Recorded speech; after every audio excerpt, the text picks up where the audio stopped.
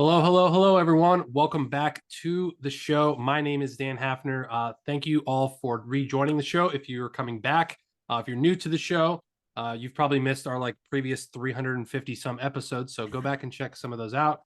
We got a lot of content that we produce here. It's awesome. I have so much fun with it. So I got another cool guest by the name of Kelsey Gilbert-Kreiling, who I'll bring on here in just a minute. She's going to talk to us about some SquareSpace stuff, a little bit of the no code things. Really interested to hear kind of what she has to say on this whole topic. But before I get into that, as always, like I say to you guys, please subscribe to the show, give us a like, give us a subscription, a subscribe, a thumbs up, wherever you're watching this, whether it's a podcast, YouTube, Spotify. That's super appreciated. And I have one other little announcement. If you're watching the show on Spotify or YouTube, you can see that I have this awesome, cool new shirt. It says Dipped right here, DIPT. And the reason I'm wearing this and I'm telling you about this is because if you guys follow me on social media at all, you'll see that last week we were at an event for the launch of this app. It's called the Dipped app. And I'm here to promote it. I got this cool shirt. I'm here to promote it and give it some free press. So I helped bring this app to life. It's an ice cream marketplace app, which is really cool. Like, a lot of people are looking for hand dipped ice cream, whether you're traveling or you're all over the country. So one of our clients had the bright idea to turn this into a marketplace, into an application. So shops can go on there and list their shop, their flavors, get ratings and reviews. If you guys are familiar with the Untapped beer app, it's very similar. It's just for ice cream lovers instead of beer lovers. So it's really cool. You guys can check it out. It's dipped.app. You can sign up for free. You can download it on the App Store and use it for free. Or if you own a shop, if you're an ice cream shop owner by chance listening to the show, or you know someone, you can get them signed up and even get commissions and all this other stuff and just help their shop grow on this marketplace. So go to dip.app and sign up. It's really awesome. So that's my little spiel for that. So let's kick off the episode here. Kelsey, welcome to the show. How are you? Dan, I'm great. Thank you for having me.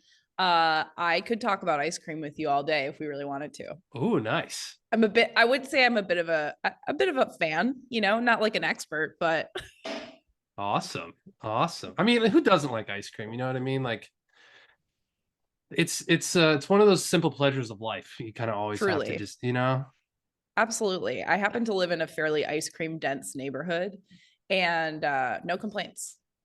Awesome. Well, hey, just there you go. Try out the Dipped app, man. It's really cool. It's in the very baby stages. We're just kind of getting this rolled out and launching. Yeah. And I'm just kind of more of the developer side of I things, love making that. sure it's all going. But it's a really cool idea. It's one of the I don't usually do this with people that I work with, but this is one of the funnest project I've ever got to work on, I think. Yeah.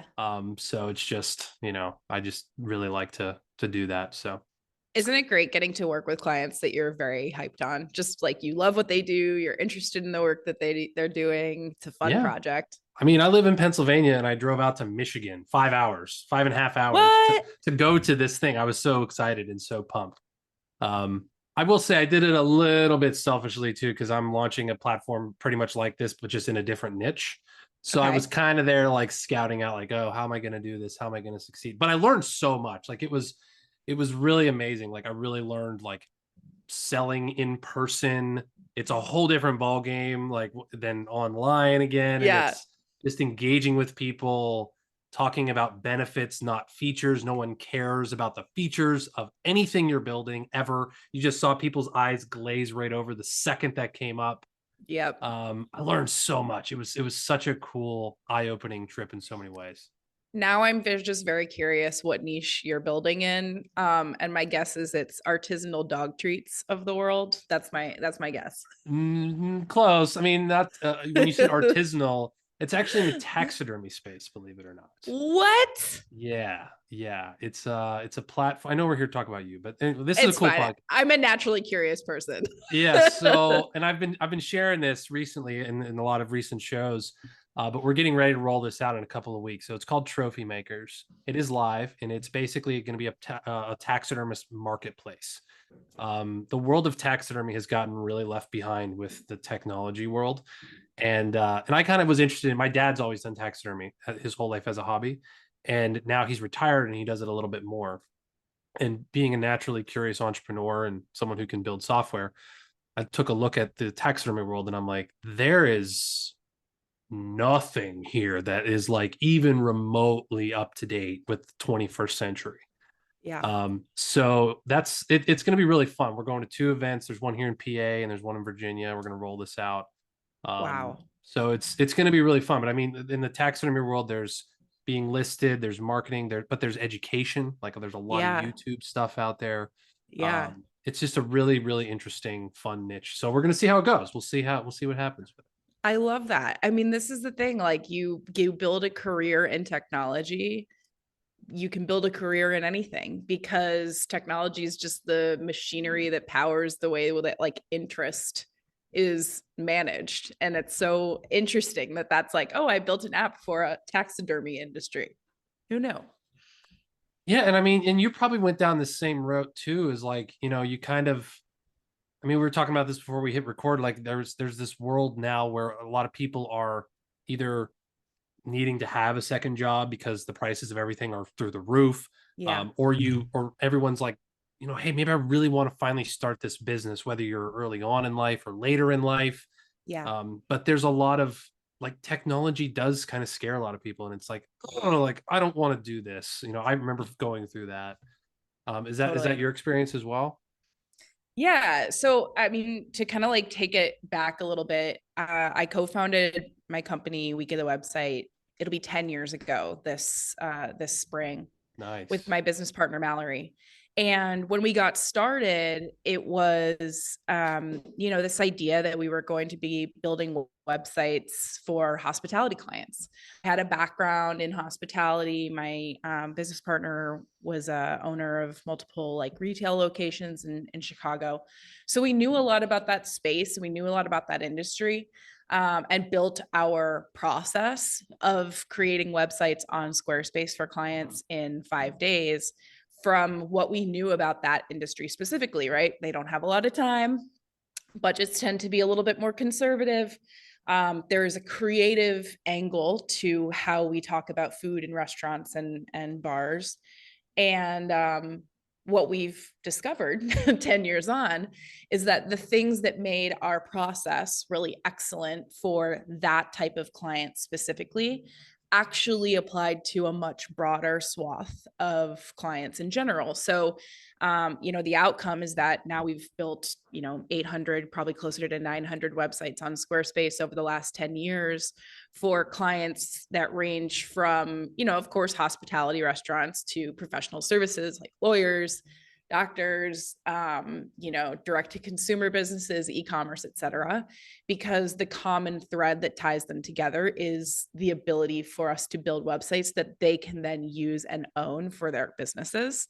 And I think if you're able to identify like, this is the thread that makes my work valuable to people, then you find, oh, here I am working in all these different industries because like, no matter what you're selling, no matter what you're doing, a couple of things always remain constant in like the nature of creative work and entrepreneurship. Yeah, I mean, 100%. A couple things there. I was listening to a podcast earlier where they talked about, like all these fears of recession and like kind of what going back to what we were talking about. And they said something really interesting. It was, if your market value outpaces inflation, you never have anything to worry about. Like that's why people Yeah. get so worried when they're stuck in a job. It's just like this one skill I have. And Yeah. if you're going to be replaced by AI, or if something like, inflation comes up and you have to get laid up, like that is a reason to be scared. But if you know that you can continually level up your skill set, level up your value, and then you don't have to like beg, like, hey, can I please make more money? You're like, no, like I deserve more money because I get these things done. Yeah. But Yeah, definitely. but the other thing you said was interesting too, because I've always had this, well, maybe not when I got started, but I've recently I've started to rethink this idea of like niching down or niching Yeah. down. I mean, there's certain things like the ice cream stuff, the taxidermy Yeah. stuff, the hospitality stuff, like where you find a niche and like it works. But just like you guys, like there are repeatable things outside, like you said, pretty much any business wants new customers, they want new revenue, they got to grow, there's time tested principles, right? Yeah. So like how long did it take you guys before you realized like, hey, we can branch out into different niches, so to speak, and like your process had been nailed down of like, hey, we have this and we can produce this result and it's valued at this, so we can go out here and do that. It was shockingly fast, I will say, Wow. like, because we created this idea, right, that we thought was going to be a perfect fit for this very specific client. And once we got in there and did a few of those projects, we very quickly started hearing from other people that's like, hey, I'm not in the hospitality space. Can you still do this for me? And Yeah. I think that we found like, oh, we were planning to say that our niche was in, websites for restaurants and bars, hospitality clients. But what emerged was that like, oh no, our area of focus is collaborating with businesses that need usable websites that are beautiful and they can actually update and they need them in a quick time period. And so like Yeah. we had focused on this topic instead of a way of working. And I think when you kind of take a step back from your business and say, okay, what do I actually specialize in? You find that there's a lot more flexibility in those other areas that may have felt otherwise kind of limiting. I was talking to a fellow agency owner who works in the beer space specifically. And he was like, yeah, there's 10,000 breweries in America. And I thought, like, what a weird thing to be able to know exactly how many potential clients you have. Yeah. For us, and probably similarly for you, there is at any given point, absolutely uncountable number of people who need websites, a smaller number of people who need websites that, are built in the way that we specialize in. But even in niching down to that specific audience, it's still a very broad category of people. So I think sometimes people get afraid to say, this is who I work with. These are my optimal collaborators, because they think it'll narrow the field too much. But when you really think about the through line of your work and the things that make you the most valuable, you can find your way into like a completely different way of collaborating. Yeah, I mean, I think there's ways to do that without being like, I work with moms and only moms with two kids and moms with two kids in Iowa and like things like that, you know what I mean? So that's, Yeah. yeah, but there's a lot of tools out there. I remember there was somebody that was sending us ice cream shops and there was like 11,372 and like, or like whatever it was, and like you could know taxidermists, there's like an exact number, you know what I mean? So Yeah. it's really interesting. Well, so let me ask you this. Let's go back. Let's take a breather here. So like, so I want to start a business. Yeah. I have a service, I have a product. Um, there's a lot of tools out there, right? There's a lot of different tools. It's almost overwhelming, right? Yeah. Now I see we met through Podmatch and you guys focus on Squarespace. Yes. Why Squarespace? Why is that? Is that easier? Is it cheaper? Like what are the advantages to Squarespace? Yeah. For me, so we run a design agency, right? We help clients build websites. Um, we have always worked with Squarespace because I think of all of the tools that are available, even today, right? 10 years on, it sits most firmly at the intersection of usability and design customization, by which I mean we can design almost any kind of website on Squarespace for any kind of client. And we can then hand it off to them so that they can manage, edit, and use it. There are a lot of platforms that are very usable. There are a lot of platforms that are very customizable. But my deeply held belief is that Squarespace, for our type of clients, is the only one that sits at that intersection perfectly. And so I started using it when I was in college. I went to design school and had to build my first portfolio. Candidly, my first portfolio website was actually on Tumblr, and then Squarespace came along. Dang. I've been building on the platform for, at this point, probably close to 13 years, 12, 13 years. Which is a long time for platforms in the space, but they've continued to grow. They've continued to push the evolution of the product. And then our agency, we are now actually Squarespace enterprise hosting providers. So that means that when our clients come to us, if they decide that they want to stay on, we take care of their hosting and also include an hour of support each month. And then we actually collaborate with Squarespace Enterprise to build websites on their platform for enterprise clients. So we've started from these very small partnership with them to now working on some quite large projects. But the reason is always the same. It's usable, it's customizable, and those two things are hard to find in balance. Yeah, I mean that's why for those of you who listen to the show, like I love the world of no code. Like Yeah. it's such a good intersection of usability but flexibility and Yes. and capability and Yeah. all the abilities, right? Yes. Um so well let me ask you, do you guys have like anything you offer for like teaching people to do what you do or like to if they wanted to start an agency like your I mean I know you're like kind of breeding competition that way, but like do you have anything like that at all? No such thing as competition. It's all community. Okay. I don't have a course or anything on like becoming an agency. I did publish a book last year with Pact, which is a technical publishing house called Squarespace from Sign Up to Launch. And the book covers a lot of ground in terms of here's how to build your own website. But if you're going to work with clients, here's how you can do that as well. And then I have a Mm. course that came out last year as well with the creative education platform Super High, and that's called Better Than Launched Advanced Squarespace Tools. And that gets into, building portfolios, building e-commerce stores, stuff that goes beyond kind of the basics that you can learn in Squarespace's own documentation. So I've really focused the education portion of my career in those two areas.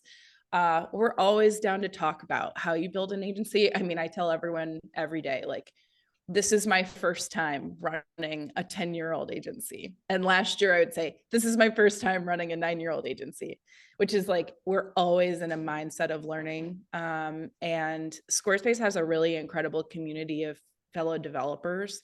They have a Squarespace Circle group, which is all folks who are engaged in the professional services of designing on Squarespace, and it's exemplary. So I would say if you're starting to stretch your legs in that area, it's a great place to be because it really has that mindset of collaboration, community over aggressively competing with each other.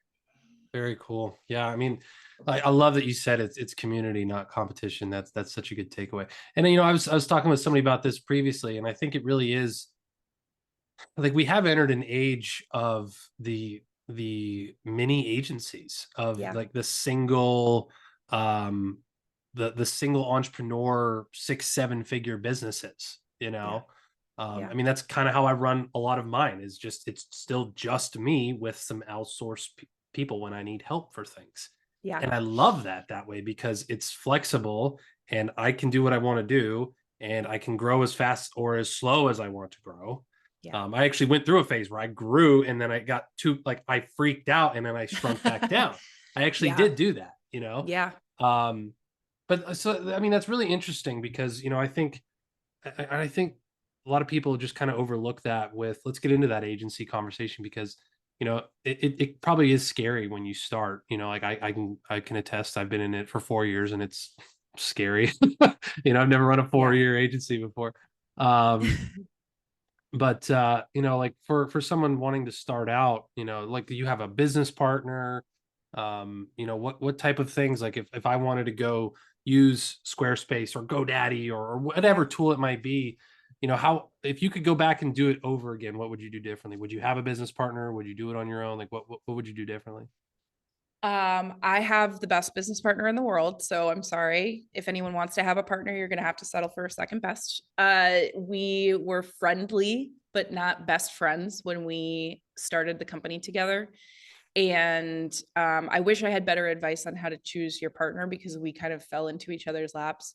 Yeah. But we've had the ups, we've had the downs. We were just walking into work together talking about like I'm pretty sure there's nothing that could take us down now after everything we've been through together. So Hell yeah. I think if you can find someone that you can grow with, there's very little about having a business partner that differs from having like a life partner. I think it's a lot of the same stuff. You have to be able to trust, you have to be able to communicate, you have to be able to have fun together, and you have to be aligned on your long-term goals. So I think if you can find someone like that, it's the best. Um, if I had it to start over, if I had it to do over again, I really think the only thing I would have done differently, maybe, is give myself a longer runway from going from working from someone else to working for someone else to working for myself. Mm-hmm.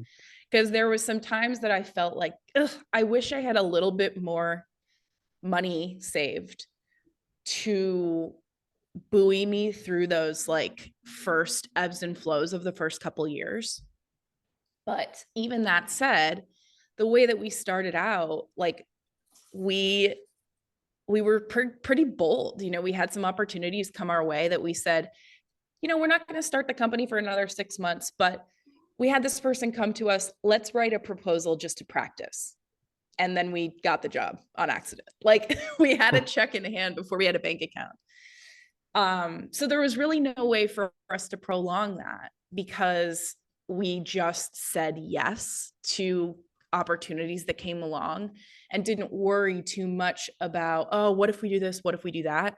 Like we jumped in both feet. And I think that's the other piece of this, right? Find a partner that you can work with, try to have some savings to balance out the first couple of years, but then say yes to good opportunities when they come along. Don't let imposter syndrome or fear or the sense that you don't know what you're doing. You should come to it with technical skills, right? You should come to it with marketable abilities. But when it comes to someone saying, you know, hey, do you think you could do this job? If you think you can reasonably do it, just put your hat in the ring. If we spent time going, well, can you be an agency if you do no code or low code? Can you really be an agency if you only build on SquareSpace? We would have missed out on helping hundreds and hundreds of people get exactly what they needed. So that's the fourth thing is, you know, don't talk yourself out of showing up and doing something different before you've actually tried it. I love that. You just like, gosh, I mean, so yeah, I mean, to get real with you for a sec, like I think I did that for a couple of years. Like I literally tried to convince myself that it was okay to do what I was doing. That it was like, yes, I can build a business and an agency using these tools. Yeah. I think it's perfectly normal for like it's so great to hear you say that because like I think I struggled with that for a long time and it was like, man, is this really like almost couldn't believe I felt like a fraud. I felt like people were Yeah. paying me for something that like even though I was delivering on it, I Yeah. felt like, I mean, they could have done this themselves. Like, but I took the time to learn it and do it. And then I was like, is this really doable? Is this really something that I can make money at and turn into a career and make like a successful thing? I Yeah. probably spent a couple of years in that. I'm just kind of almost recently coming out of that of like the last year, honestly. Yeah. Yeah. Um, I mean, I'm yeah. married to a software engineer, right? Like Okay. we have constant conversations where he'll be like, well, he's now building software for us to like power our agency because we've used spreadsheets for as long as we possibly can and now we need like an actual tool to manage some of our workflows. Yeah. And you know, we were looking at something the other day and I was like, can I just like I just want to give you color codes and like here's the font face, you know, CSS to like put in this custom value. And he's like, no, and that's fine, but like this isn't Square. Like I have to go in and I have to change each and every one of these hex codes for you. I'm just like, oh yeah, I forget now that like we do similar things, but we work in different spaces and different ways. And I think it's very easy for that imposter syndrome to be present because there are people who do things that are so much more technical But it's not a point of comparison. It's just different. What we can do is going to be different than what they can do. And different clients are going to find different value in those approaches. One of the moments that I had was I was just like, because I've definitely thought that, like, well, why would someone hire me if they could do this themselves? Or why teach people how to, build a website if I'm a web design agency? And Yeah. it's like, one, not everyone has the money to hire someone, so they can and should do it on their own. Right. Two, the people that want to hire someone will hire you. Like, everyone is capable of cleaning a toilet, but people are hired for that role every day. And we don't think twice about it. I'm not comparing our work to that. And I'm not saying that there's any like variable dignity around those tasks. Right. But I think it's important for people to remember that, like, people pay for things that they value. So make it valuable to them and you won't worry about them paying. And I think also being very open to the understanding that not everyone's going to get that value, and that's okay. Like, there's a different, there's different fits for different clients. And if you can figure out the people that are most accelerated by the work you can do, just talk to those people and you'll feel great about it. But yeah, I mean, it's so natural to go through moments of questioning, and anyone who knows me closely knows that we're doing constant evaluation of, like, what we're offering valuable. But that is the nature of existential entrepreneurship, I think. Yeah. Well, we got the podcast title. Everyone can clean a toilet. There you go. Everyone can clean the toilet. Every one of us should and can, and probably will at some point in our lives.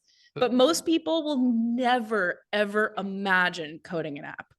Most people will never, ever, ever even consider that they could build a website. It is that confirmation bias of people who are in technology that makes our work seem much more approachable than it is, because it's not for a lot of people. Yeah, no, I can share a firsthand experience with this that is literally happening right now. There was somebody that they're not a client yet, but they had approached me through the website that I have, and they had just said that, like, hey, we've been trying, we want to build this internal tool for our company, and they're growing. They're like 40 employees, and they've gotten quotes of anywhere between like $250,000 to $500,000 to get these software tools built. And I mean, they're a growing company. They clearly are like, but that's like that's like extensive. And when they came to me and I told them, like, well, hey, we could do that for like a fraction of the price. Like, it's still going to be a good chunk of change. Like, it's a big project, but it's not going to be $500,000, but Yeah. but like that, again, it didn't come down to the no code idea. Like, it came down to, we can still accomplish what you need for a price that's fair and get you the benefits that you're wanting. And they don't Yes. care what it's used. You know what I mean? Like, Yeah. that's when it like really is starting to click. It's like, okay, like that's where that value messaging comes in. I was telling you before we got on here, like, doing this, being at that show for this app that we were promoting, like, was just like a wake up call of like, wow, like, you really just have to hammer home the benefits. And there were people that were like super into it, people that didn't care. It was just like that's just all part of the game. You know what I Yeah. mean? It's really cool. Yeah. Yeah. And I think being open to really leading with that question of, like, what does this client need versus what am I selling? It will change the way you think about working with people. Because then if someone comes to you and what they need is not what you have, you will not mourn the loss of that client opportunity, because you will never be able to make them happy. And likewise, when a client comes to you and what they need is exactly what you can provide, that fit is going to feel harmonious and that project is going to be better. I think, going back to your other question of, like, what are some things you would want people to know and think about when they're getting started as an entrepreneur, or as an agency owner in the no code space? You absolutely have to get comfortable with the idea of turning away work, because if you try to be everything to everyone, you will end up with projects that are 60%, and 60% is a D. Like, Yeah. it's not enough, and it's not going to be enough to build a sustainable business. You have to pick your clients very carefully and say yes to projects that you can really excel at, because that's how you build trust. That's how you build a niche of success. Um, as much as I say jump in with both feet, that's do it with caution, so that you're choosing projects that push you, right? That are at the edge of what you're capable of, but you can still look that client dead in the eye and say, we are a good fit for you. You A lot of the anxiety will flow away, because you're saying yes to things that are a good fit and not convincing yourself and the client to do something that isn't in their best interest. Yeah, I can 100% agree with that. I mean, and that it goes back to your idea or your point earlier about having runway and having, more time. Because I remember when I started, I and it if I could go back and do it again, I would do that exactly, turn away work. Because I was in a place where I didn't have a runway, and I had to take anything I could get just for money. And it worked out, but then sometimes it didn't. Like a couple of things, it really didn't work out at all. But it's interesting you say that, because it took me 4 years, but I was like, hey, I do this for a living. Like, I built a tool that's literally called my confidence score. And what I actually did was I said, okay, somebody's coming to me with this idea. What's on a scale of 1 to 10? What's my confidence level that what they're looking for in terms of features and technical specs, like I can actually do 1 to 10, Yeah. right? Yeah. The other thing is timing. Like inside of maybe, like I had a guy the other day, he was like, I want this. Will that take like a couple weeks? And I was like, well, yeah, but it's going to be an upcharge. I mean, like Yeah. probably not. I mean, I could, but you're going to pay a lot more for that. Yeah. So the timing score, and then the pricing again, like there's people that come to you and they want this, and this, but then their budget's like $200, and it's like, well, that doesn't really give me a lot of room and leeway to do what I need to do. Yeah. So yeah, like can you actually do like the confidence of, can you do what is being asked? Can you Yeah. do it in a timeline that they're expecting? Yeah. And do you feel comfortable with what they're, maybe $200 for you, $300 for you is great when you're starting out. Yeah. Maybe but like for what you're being paid, are you confident that that's going to be enough for you to, when you get 20 hours into this project, you're like, man, I really got underpaid for this thing. You know what I Yeah. mean? Yeah. I mean, and I think, like, when we go back to that idea of collaboration or competition, to me, you're right. Like, for us, we wouldn't be able to do good work with a budget that low. But if you stay tapped into your community, ideally you have the name of someone you can refer to who is looking to build their business, who is looking to accumulate more clients, who might be a good fit. And I think that's, like, when you start seeing yourself as a member of community, you start seeing the spectrum of experiences that can help you match that client with someone who can get done what they need to get done. And in that case, you're building confidence with that client who maybe comes back to you at some point in the future and says, you know what? I didn't have the money to work with you then. You got me set up with someone who could help me solve the problem in the short term. But now I'm back and I'm funded and I want you to work on it because you built trust with me in our relationship. Like, it's easy to slip into a short term view of client relationships. But if you can step back from that and look at it over the longer term, to just say, like, how do I grow into the business I want to be? How do I cultivate a community of people around me that I can collaborate with? And then how do I start building long-term client relationships, even if you're a one-off provider? It's way more fun that way. Like, you Yeah. start seeing yourself as a part of an ecosystem and not as the shark that has to eat it all to survive, because that's not nearly as fun. But also, I think it's not nearly as sustainable. Working for yourself on your own can be very, very lonely, and it can be very, very hard. And it can feel like a bit of a zero-sum game. we've always taken our sales approach as more of a matching. Like, are we a match for this client? Yeah. And that takes the pressure off, because it's just like, of course we want to have, we want to hit goals, but we want to hit goals with good clients. It's important. Yeah. Does it make sense? Yeah, exactly. Yeah. Exactly. Yeah. Okay. So another thing we're changing topics a little bit here, but I wanted to talk, I always like to talk to everyone about this awesome, cool topic of AI, right? So I'm Mhm. curious, does Squarespace have a lot of AI stuff? Are they bringing on more things? Or you guys as an agency taking advantage of the AI wave? Like what are you guys, what's your thoughts on all this stuff? Yeah. So my overarching thought on AI and creative spaces is that it's a great way for people who run businesses to expedite the stuff that slows them down Yeah. and takes up their non-creative working hours. Um, Squarespace has a generative text tool that's now a part of the CMS, which I think is an amazing replacement for dropping in lorem ipsum, right? Yeah. One of the things that we're able to do is, if a client doesn't have copy for us, instead of putting in, a block of lorem ipsum, we'll now be able to say, write me 3 sentences about an upcoming event for a nonprofit organization that is raising money for women. Hmm. It can generate it, and they have a jumping off point for their own next creative process, right? So I think in that case, it can be really, really helpful. We do have a running commentary on hilariously bad AI generated images that clients have provided for us to use.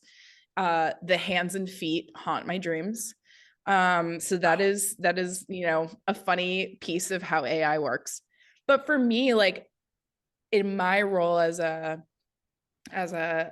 agency owner and someone who drives a lot of our business development, like, Fireflies has been like very, very useful to us, because it'll transcribe conversations, and then there are apps that you can use to say, like, all right, pull out, the budget, needs, timing, all of that from these conversations.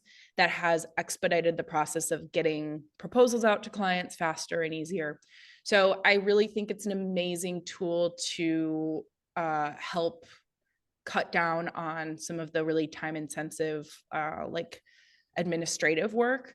I don't see it ever replacing the relationship and the conversations that happens between us and a client, because half of our job is just like being a detective and understanding what it is they want and need, even if they can't say it and articulate it.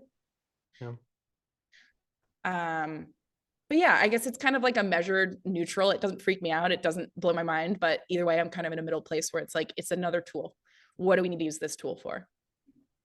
Yeah, I mean, we have this. We say it all again and again, and it's like I mentioned earlier. Like if your value outpaces the market, you don't have to be scared of things like AI. So Yeah. learn to use it and learn to master it. I totally agree with you. I've been using it for all kinds of different stuff that I just don't want to do, like writing emails or writing copy and like different stuff like that. It's like, yep. But that's really interesting. You said the generative text. Like, so what if every tool used that? Does lorem ipsum be replaced by AI? Is it like a non-needed thing anymore? It's an interesting question. I Yeah. mean, yeah, there's no meaning to it, right? It's just fake language. So Yeah. sense that lorem ipsum is just a visual way to take up space. Using generative text at least brings meaning and context to the page. I think, yeah, I don't want to dive too far into that, but I think it's an interesting question for the future of, like, specifically web copy. My Yeah. understanding is that if you train AI on AI content, eventually it eats itself. So I think we will always continue to need a human touch, because this is the seed of creativity. But yeah, I mean, it's the good news is no one will be harmed in the disappearance of lorem ipsum. But I do think it's worth contemplating whether or not we want to like fill the internet with AI generated content. But again, lorem ipsum doesn't mean anything anyway. So Yeah, it's a horse piece, I guess. I don't know. Interesting. Yeah, just a random thought when you were saying that. So, anyways, yeah, thank you for coming on. I think we're going to make this a wrap. So, great. this was really, really, really educational. So, hey, where can people go to check you out and get more information? Yeah, so we have a beautiful new website up at weekofthewebsite.com, where you can find lots of information about how we work with clients to build them websites, how we partner with other agencies who need websites for their clients, whether it's marketing, branding, etc. And we're on social as Week of the Website. So you'll see myself and my business partner Mallory floating around there. And I'm just so grateful that you had me on today. Thanks for the time. Yeah, I know we had to reschedule this a couple of times, so I really appreciate you being flexible. Kelsey's a great guest. And if you're listening to this and you want to have her on the show, I highly recommend her. So it's very, very awesome. Yeah, thank you so much. So it's weekofthewebsite.com. And That's then it. if you wouldn't mind, we'll also put your book link down here. I think that would be Yeah. really helpful. Yeah, I'll share the link to the book and course for you. Yeah, so we'll have all that stuff for you guys in the show notes down here. So all right, Kelsey, thank you so much. Really appreciate you coming Thank on. you. This was really fun. Hope to have you on here again someday soon. So yeah, guys, go check it out. Week of the Website. I'm sure they'd be able to help you guys, no matter what you're kind of looking for, as we talked about with the niching. Is it niche or is it niche? And everyone says I've always said niche, but I've heard people say niche a lot more lately, so I don't know if I'm wrong. I go back and forth. I don't know, whatever. All right. Anyway, appreciate all of you. Thank you so much. Thank you, Kelsey. We'll see you soon. And that is it for all of us. Get the Dipped app also, brought to you by the Dipped app. The Tech Bites Show brought to you by that. All right, guys. Appreciate all of you. Thank you so much. We'll talk to you next time. Bye, Kelsey. Have a good one. Bye.